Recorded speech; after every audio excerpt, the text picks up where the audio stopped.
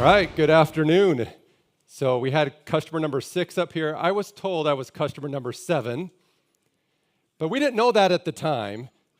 So Pierre was our salesperson, and he made it sound like this was a huge company at the time. So they did it, you put the logos up there, you make them twice the size as they are now. But we were glad. We've had a very good experience. So I'm going to walk you through a little bit of that experience. So I called this Now What? Going from data to real change. So I almost called it, you have data now, so what? I mean, big deal. That was kind of where we found ourselves when we first started this journey. We thought, we got all these things we have to do. We need data, but we need people, processes. We have inventory out of control. We had all these issues. We said, but we really just need to start with data. So I'm going to walk you through how we went through that journey. But first, let me tell you who Wilbur-Ellis is. So we're an agri-tech company. We do agribusiness type products, crop inputs. So anything that a farmer would put on their product or in the ground, that's where we get involved. Seeds, fertilizers, chemicals, things like that. We also work with animal nutrition, pet food as well. So growing business. We've been around 100 years, also a private company. For some other people up here said similar things, and I recognized our story in theirs as well. So we are focused on the agribusiness side. When we first started this business or this journey with 09, we were a $2 billion division, about 200 locations. So we've done some consolidation. We're now a $2.5 billion division, 150 locations. And you can kind of see where we're centralized. So our journey is a little bit different. A lot of people sound like you were affected by COVID. We did some scenario planning about 6 or 7 years ago, and we looked at what the future was going to look like, and we said, we're a 100-year-old company, but we think we're probably going to be in trouble. We had an industry where the suppliers were consolidating. I don't know if anyone else has been in similar situations. Very big, large suppliers. We had very big, large customers now. They were consolidating, and we were kind of stuck in the middle. And how are we going to be, what's going to be our value proposition? How are we going to be something different in a 100-year-old company? Now, agribusiness, some of you may not know, has been around longer than 100 years, but for us, 100 years. Probably the real oldest profession.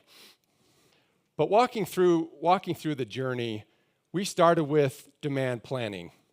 And I didn't show my planning manager who's here this slide first. I'm not sure if he's going to relate to this. So I started with 09 implementing this solution. And I did it for a year or two, and then I went away to a different part of the business, running distribution and logistics. And then I came back a few years later with supply chain. We rolled this all back, so I was able to kind of see what had happened in the meantime. Now, a lot of times you get to implement a project and you get to walk away, and you said, well, I did my part. Unfortunately, now I inherited a lot of it. And what we found was when we started with demand planning, we started with good people. We focused on getting good people. The problem was we found they were not working together. They were actually often working apart or working against each other, but they didn't know it. So our demand forecast was quite poor. And we didn't know what was going on, so we just said, well, just do what you're doing, but do it harder. Try harder. And problem was we were just continuing that cycle over and over again. So we're trying to get good data, but our forecasting was just not where it needed to be. So what we ended up looking at was, okay, finally said, okay, let's stop messing with this, and let's try to figure out what the real problem is. So when you do a normal, good forecasting process, you walk from one side to the other here. Start with a good statistical model. You add into it trends. You add into it insights. And those insights are primarily probably going to come from your salespeople or from your customers. And then you want to take all that information and translate it into numbers. Now, when we were first setting this up, we said, well, who knows all this stuff? Well, the salespeople, obviously. So let's just go ask the salespeople, how much are you going to sell? Has anyone tried that? So our numbers were often 2 to 3 times higher than they were really supposed to be. And they had different incentives, right? Their incentives were, I want to make sure that product is available for my customer. and our fill rate was outstanding. 98% fill rate. But our inventory continued to grow every single year, even though we had this wonderful tool. So instead of saying our people were wrong, I think our roles and responsibilities were wrong. So we went through it and said, we need to make some changes here. So we said, well, let's start with statistics. Who do we have looking at the statistics and working on the statistics, making the algorithms better? Planners. You're spending all your time, I was going to say fighting, working with the translation side, that you're not spending enough time focusing on how do we improve our algorithms. So let's take some of their time and move it over there. Now for salespeople, we don't want you to tell us how much you're going to sell. Instead, talk to us about trends. Talk to us about insights. Have those conversations. And we made a really interesting rule. When we first set this up, the salespeople would go in the system themselves and make the numbers. We locked them out. They're not allowed to go into the system and edit anything. All those now go as part of their conversations, as part of the S&OP process with the planners. And so suddenly the planners are the ones translating those numbers, not our salespeople. And when we did that, our accuracy improved. Now this is going to pull back the curtain on how bad we were. 60 to 80% improvement in accuracy, just by going through that process. Now, our accuracy isn't still as good as we would like it to be, but here's the secret. You don't need a perfect forecast. In my opinion, you don't even need a great forecast. You need an okay forecast to really make big improvements. And I think we often spend so much time going for perfection that really we're missing out on just how good it can be just by getting good or okay data and focusing on the second part, which is really those processes and the governance around it. So this is how it ended up, right? Good data.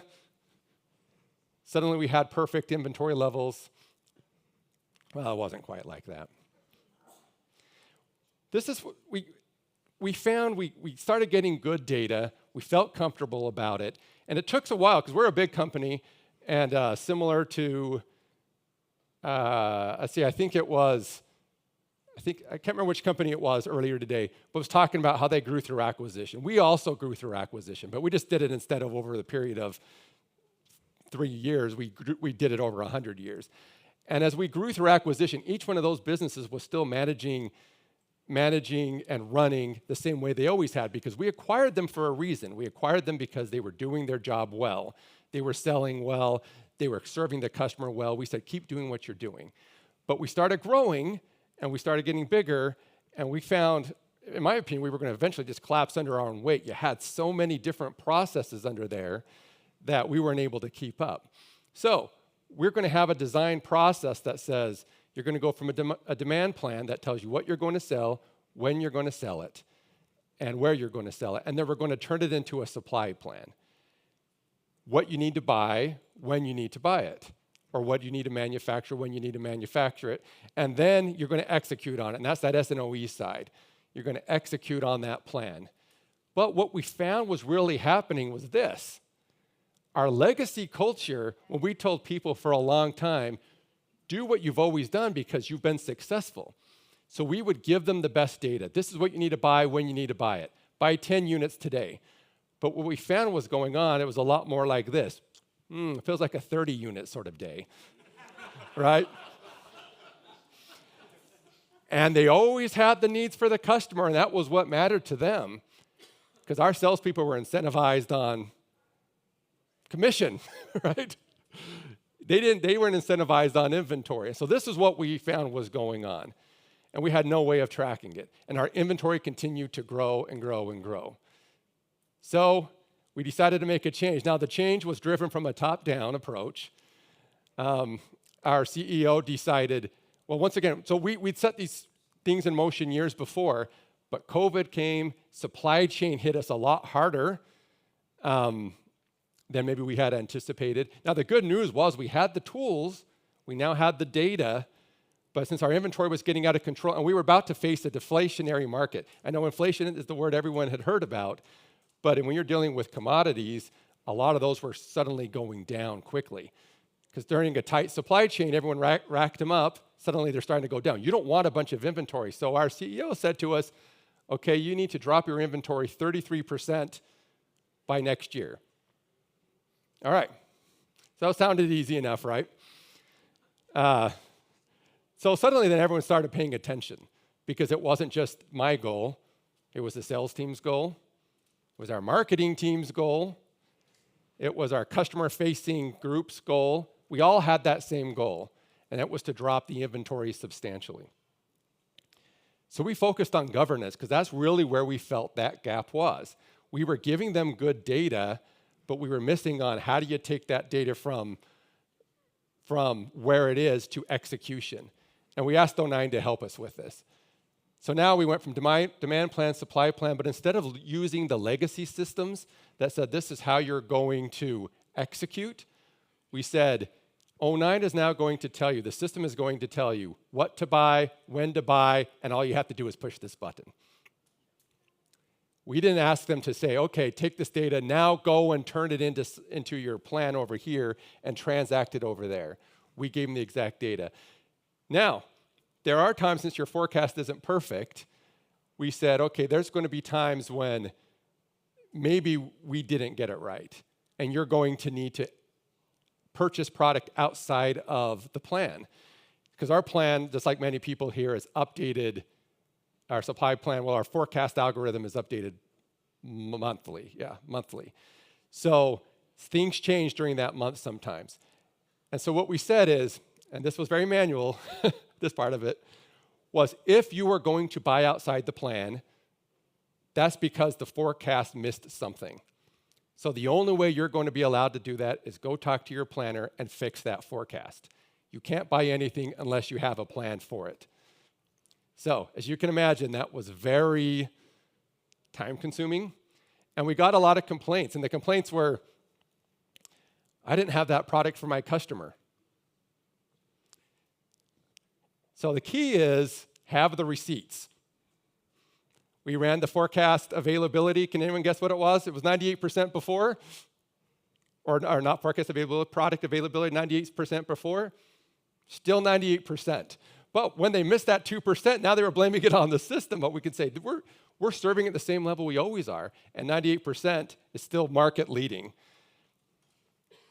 So we set it, so O9 made those recommendations, and once again, we took the planners and we said, let the system make the decisions for you, and we want the system, and someone was using the term touchless ordering. We really wanted our group to only focus on those ones where there were exceptions, things that were out of the ordinary. Let the system handle the math. Let the system handle everything else. So here was the impact. Those two pieces, getting our forecast right and then getting the governance right, roles and responsibility and governance. Ultimately, we're able to reduce, and this is still a work in process, but over the past 6 months, brought our inventory down $150 million over what it was last year. So depending on the size of your company, but for us, that was improved turns in those 6 months by 15%. Turns are rolling 12 months, or at least the way we measure it.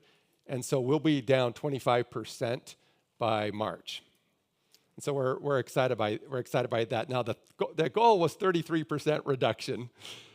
So, but that should turn into we'll hit that, but it'll be into a 25% inventory reduction turn. Now, what was good about this is how we measured and how we sold this to our team.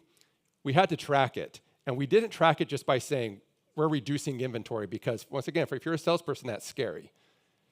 But we talked about how does that turn into dollars. So for our industry, we measure carrying costs, around 20 to 30% carrying costs for every dollar of inventory that you hold. So $100, you're probably spending $22 of that on carrying costs, including interest charges, logistics, shrinkage, damage, insurance, taxes, all those sort of things. So when you drop it $100 million, that's $22 million that can then go to the bottom line, which helps their numbers look better too.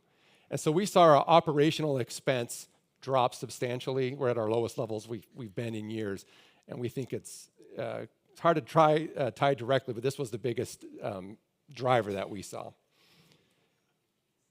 So I think I might have a couple minutes. If anyone has any questions, I'm happy to answer. So you talked about touchless planning. So culturally, it's a huge change for people not to touch a plan. Right. So the place where I came from, every plan gets touched at least 5 to 7 times. So how did you actually do the change management? You measure the number of times, and how did you control making the change in the behavior? It's a good question. We don't measure the number of times we touch it. That would be a good measurement because I'm sure it's high. As we tracked it over the course of several years, we would track basically value add for each one of those pieces. So the system came up with there's a forecast accuracy tied to the system, one tied to when the planners touch it, one tied to when the salespeople touch it, and then the consensus forecast. What we were finding is almost always when the salesperson touched it, they would reduce accuracy. They would make it worse. And so we started sharing that, and we shared it again, and we shared it again, and we shared it again. We were having a really hard time driving change, though. So ultimately, that's why we had to take the salespeople out of it. Because, right, I mean, it was John, if people know the story of John Henry trying to beat the machine, it was that. And they were killing themselves in the process. So we said, let us help you. Let us help you. So we took them out of the process, and now we have a monthly meeting where we'll go through and we'll look at the comparison between where we've touched it, where we haven't touched it. And we don't think touching it's always bad. So instead of trying to beat the system, what we're trying to do is enhance the system. Let the system come here and find the insights that are making it better. Less on the numbers and more on the insights and how that affects the overall number. Not perfect yet, but I think some of the first times we beat the system have been these last several months as we've looked on enhancing. So, any other questions? All right. Thanks, everyone.